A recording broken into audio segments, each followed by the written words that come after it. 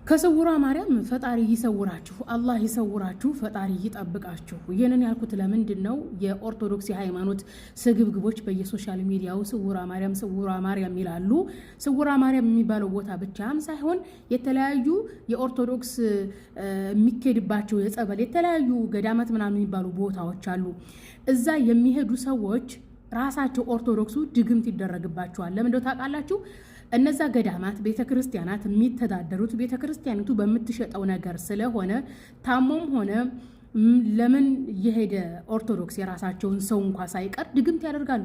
አንደኛ ከዛ ቦታ ቶሎ እንዳይሄድ ዘመዶቹም እንዲመጡ እዛ ጸበል ቦታ የሆነ ወይም ገዳም ቦታ ሊሆን ይችላል። እዛ ስትቆዩ የቤተ ክርስቲያኒቱ የሚሸጡ ነገሮች ትገዛላችሁ፣ ምግብ ትገዛላችሁ፣ መኝታ ትከራያላችሁ፣ ለጸበሉ ለምኑ ትከፍላላችሁ። ስለዚህ ገቢያቸውን ለማግኘት በራሳቸው ህዝብ ላይ ራሱ ድግምት ያደርጋሉ። የሚሄድ ሙስሊም ይኖራል ብዬ ገምቼም ሳይሆን ይህን ቪዲዮ የሰራሁት ስውሯ ማርያም ለሙስሊም እንዲያደርገች እያሉ አፋቸውን ለሚከፍቱ የኦርቶዶክስ መንጋዎች ነው ይህን ቪዲዮ የሰራሁት። ራሳችሁን ጠብቁ። ይህ ቪዲዮ መቼም የሚሄድ ሙስሊም ካለ እኔ ከሙስሊምም አልጠብቀው ያ በሂማ ነው። ኦኬ ይሄን ቪዲዮ የሰራሁት እንደው ለኦርቶዶክሶችም ጥቅም ነው፣ እንድትነቁ ነው። ድግምት ይደረጋል። እዛ ስውሯ ማርያም ሄጄ እንትና ሄጄ የምትሉት ነገር ድግምት እያደረጉ እዛው አስረው ቁጭ ነው የሚያደርጋችሁ። አንድ የሆነ ኦርቶዶክስ ልጅ ነው ወጥቶ ያጋለጠው። በነገራችን ላይ ለህይወቴ አደጋ አለው ከገደሉኝ የሚግደሉኝ፣ ነገር ግን በህዝቡ ላይ ድግምት ያደርጋሉ ብሎ ቪዲዮ ሰርቶ ለቆ ሸር አድርገውልኝ ነበረ። ባለፈ ያን ቪዲዮ ሸር ያደረጋችሁልኝ ማንኛችሁ እንደሆነ አላውቅም፣ መለሳችሁ ሸር አድርጉልኝ ቪዲዮውን፣ ወይ ሰውዬው ፈርቶ ካላጠፋው ማለት ነውና እናንተ ሙስሊም ስውሯ ማርያም አትሂዱ ብዬ ልመክር መሰላችሁ የመጣሁት? የራሳቸው ህዝብ ላይ ድግምት ያደርጋሉ። ምክንያቱም ቤተክርስቲያናቱ የሚተዳደሩት ቤተክርስቲያናቱ በምታደርገው ነገር ስለሆነ ስውሯ ማርያም ለሙስሊም እህታችን በቀደመው ህይወቷ ማለት ነው ወሃቢያ አክራሪ ሙስሊም ለነበረችው ያደረገችላትን ነገር ነው የምነግራችሁ። ምናልባት ብዙዎች ያሰመመ ይፈውሰኛ የመረረ ይጣፍጠኛ ተቀያይሯል ለመልተወ ያንተ ደስታ ሆኗል ገሳይ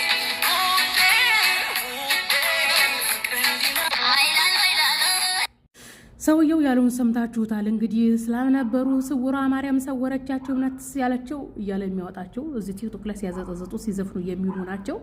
አይ ቲንክ የእውነቱን የውሸት አላቅም። ብቻ ስውር ማርያም ሂዶ አምሮንም ሰውራለሁ ምንንም ሰውራለሁ ብሎ ያሰበ ጅላጅል ቲክቶከር ካለ አድርሱለት።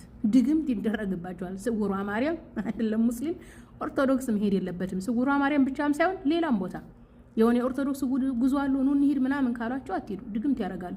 ለአንተ ለሙስሊም መስራችሁ ለራሳችሁ ህዝብ ላይ ነው ድግምት የሚያደርጉትና ከስውሯ ማርያም ፈጣሪ ይሰውራችሁ ለማለት ነው። እኮ መጽሐፍ ቅዱስን የማያነብ እኔ ሲጀምር ስሙ ራሱ አይገርምም? ስውሯ ማርያም የተሰወረ ይሄ ስውር የሚለው ራሱ ስም እናንተ ትምህርት አይሰጣችሁም? እንዴ የተሰወረ ሚስጥር ያለበት በቃ ድግምት ምናምን ያለበት ነገር ነው። ከስውር ነገር ራሳችሁን ጠብቁ ለማለት ያክል ነው። እንግዲህ ስውሯ ማርያም ታድናለች ትፈውሳለች ነው የሚሉት አይደለም? ሰው ናት እንግዲህ ያኔ ማርያም እንግዲህ በማርያም በኢየሱስ እናስ ነው እንደዚህ የሚቀጥፉት። ኢየሱስም አያድንም እንኳን አይደለም ማርያም ማለት ነው። የሰው ልጅ የሚያድነው ፈጣሪ ነው። እንግዲህ ሰው አያድንም። እንግዲህ እነዚህ ሰዎች ከድግምቱ ባሻገር በፈጣሪ ላይ እየቀጠፉ በማርያም ላይ እየቀጠፉ በኢየሱስ ላይ እየቀጠፉ ናቸው። የቀጣፊ መጨረሻው እንዲህ መጋለጥ ነው እና ሸራ አድርጋችሁ አድርሱላቸው ስውሯ ማርያም ለሚሉ ስውር ሰዎች።